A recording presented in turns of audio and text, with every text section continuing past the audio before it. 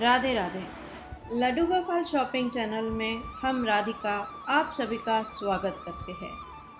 ठाकुर जी के स्वभी स्वरूप जैसे लड्डू गोपाल, राधा कृष्ण, गौर निताई, जगन्नाथ जी के श्री विग्रह लेते समय किन किन बातों का ध्यान रखना चाहिए, यहाँ लड्डू गोपाल जी की सेवा के लिए कौन कौन सी नई वस्तुएं, नई डिज़ाइन की पोशाक बाजार में आई है, ऐसी ही महत्वपूर्ण जानकारियाँ हम समय समय पर हमारे इस चैनल के माध्यम से आपको देते रहेंगे। आज जो जानकारी आप तक पहुंचा रहे हैं वो है लड्डू गोपाल जी के विग्रह लेते समय हमें किन किन बातों का ध्यान रखना चाहिए, या यूँ कहे कि लड्डू गोपाल जी के सभी विग्रह अलग अलग से क्यों प्रतीत होते हैं, क्या अंतर है सभी लड्डू गोपाल के विग्रह में जबकि वो एक जैसे ही बने हुए होते हैं।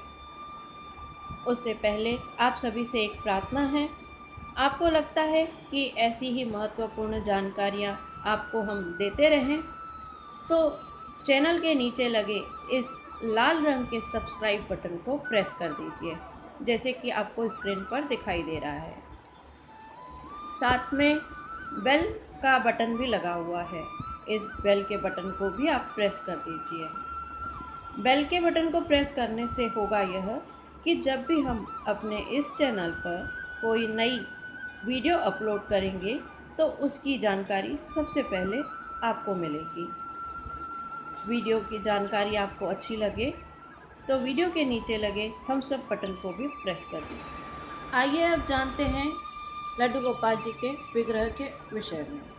लड्डू गोपाल जी के यहाँ राधा कृष्ण के जो भी पीतल वाले विग्रह आते हैं उसमें दो प्रकार होते हैं, एक होते हैं पंचधातु और दूसरे होते हैं अष्टधातु। पंचधातु क्या है? पंचधातु के वो विग्रह हैं जो कम वजन वाले होते हैं। कम वजन वाले इसलिए होते हैं क्योंकि पंचधातु के जो भी विग्रह होते हैं उसमें जो धातु का मटेरियल अंदर भरा होता है वो कम भरा हुआ होता है। इसके कारण उसे पंचधातु के विग्रह या पोला विग्रह भी कहते हैं। और कम वजन होने के कारण पंचधातु के विग्रह की न्यौछावर भी कम होती है अष्टधातु के कंपेयर में। और पंचधातु के अंदर भराव कम होता है, इसके लिए जो विग्रह की नैन नक्श की कारीगरी होती है उसमें थोड़ी कम फिनिशिंग होती है। मतलब जो आँखें, नाक, होठ वगैरह जो बनाए जाते हैं वो उसमें इतनी शार्पनेस नहीं होती है। और इसके कंपेयर में अष्टधातु का ऐसे होता है कि अष्टधातु में जो भराव होता है वो बहुत अधिक होता है। इसके लिए अष्टधातु के जो भी विग्रह हैं वो थोड़े अधिक वजन वाले होते हैं और इसलिए इनकी न्यौछावर भी पंचधातु के विग्रह के कंपेयर में अधिक होती है। अष्टधातु के विग्रह अंदर से अधिक भरे हुए होते हैं, इसके लिए जो उनके नैन नक्श की कारीगरी होती है उसमें बहुत ही फिनिशिंग और सलीके से की हुई होती है नैन नक्श की। मतलब जो उनके ठाकुर जी के होठ, आँखें, नाक वगैरह जो भी बने हुए होते हैं वो बहुत ही कारीगरी के साथ फिनिशिंग से बने हुए होते हैं।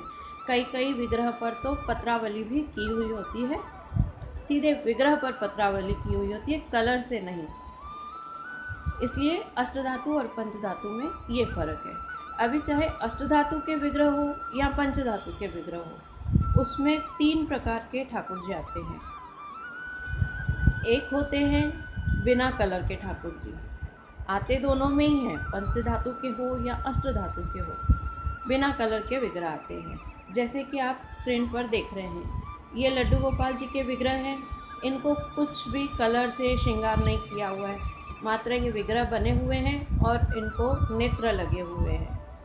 कई कई ठाकुर जी को नेत्र भी नहीं लगे हुए होते हैं, जब भक्त लेने जाते हैं तब दुकानदार उसी समय उनको नेत्र लगा के देते हैं। और ये हैं ठाकुर जी की साइज़। ऐसे ठाकुर जी के जो विग्रह आते हैं वो 0 नंबर से लेकर 12, 14, 16 इस प्रकार बड़ी साइज़ में भी आते हैं। फिर दूसरे विग्रह हैं कलर श्रृंगार वाले विग्रह, जैसे कि अभी आप स्क्रीन पर देख पा रहे हैं। ये ठाकुर जी में देखिए क्या फ़र्क है। ठाकुर जी के विग्रह हैं उसमें ऊपर से कलर श्रृंगार किया हुआ है, जैसे इनके होठों पर लिपस्टिक लगा हुआ है, आँखों के ऊपर आई शेडो लगा हुआ है, काजल है, और इस प्रकार का, जैसे इनमें बाल भी की जगह कलर किया हुआ है। इस प्रकार ठाकुर जी का पूरा कलर से श्रृंगार किया हुआ होता है। दूसरे प्रकार के ये विग्रह होते हैं। एक आपने देखे जिनमें कोई कलर नहीं किया हुआ था गोपाल जी को, और दूसरे आपने देखे जिनमें कलर श्रृंगार किया हुआ था। कलर और बिना कलर श्रृंगार के विग्रह ये दोनों ही धातु में आते हैं, जो पंच धातु हो या फिर अष्ट धातु हो, दोनों में ये आते हैं। अब ये तीसरे प्रकार के हैं, ये भी पंच धातु हो या अष्ट धातु हो, दोनों ही विग्रहों में इस प्रकार के गोपाल जी आते हैं। ये गोपाल जी हैं धातु के, इनको पूरा ब्लैक कलर किया हुआ है, साथ में ऊपर से फिर पत्रावली भी की हुई है, ऊपर से मतलब कलर श्रृंगार भी इनको किया हुआ है। कुछ ठाकुर जी के विग्रह ऐसे भी आते हैं जिन्हें सिर्फ ब्लैक कलर किया हुआ होता है, ऊपर से ये कलर श्रृंगार नहीं किया हुआ होता है। जैसे पंच धातु के, अष्ट धातु के कोई विग्रह हो गए, उनको पूरा ब्लैक कलर हो गया, बस इतना ही। अभी इनमें कैसे है, पूरा ब्लैक कलर किया हुआ है, फिर ऊपर से आप देख पा रहे हैं स्क्रीन पर कि ऊपर से पूरा पत्रावली की हुई है, आई शेडोज़, लिपस्टिक लगी हुई है, माला बनी हुई है, यहाँ जो लड्डू है हाथ में वो भी कलर वाला है। इस प्रकार के ये तीसरे विग्रह आते हैं लड्डू गोपाल जी के। एक बात ज़रूर ध्यान रखिएगा कि ये तीनों जो भी श्रृंगार आपने देखे, ये तीनों ही श्रृंगार पंचधातु और अष्ट धातु दोनों ही विग्रह में आते हैं। सिर्फ इनकी न्योछावर अलग अलग होती है। बिना कलर वाले जो हैं वो थोड़े कम उनकी न्योछावर होती है, फिर जो थोड़ा कलर श्रृंगार किए हुए होते हैं उनकी न्योछावर अधिक होती है, फिर जो ब्लैक कलर के किए हुए हैं श्रृंगार, फिर ऊपर से श्रृंगार भी किया हुआ है, उसकी थोड़ी और न्योछावर अलग होती है। यह देखिए, लड्डू गोपाल जी एक ही हैं, परंतु श्रृंगार अलग अलग होने के कारण तीनों विग्रह अलग अलग से प्रतीत हो रहे हैं। और इसके बाद जब ठाकुर जी को तैयार किया जाता है तो इनका जो दर्शन होते हैं वो भी बहुत ही अलग से दिखाई देते हैं।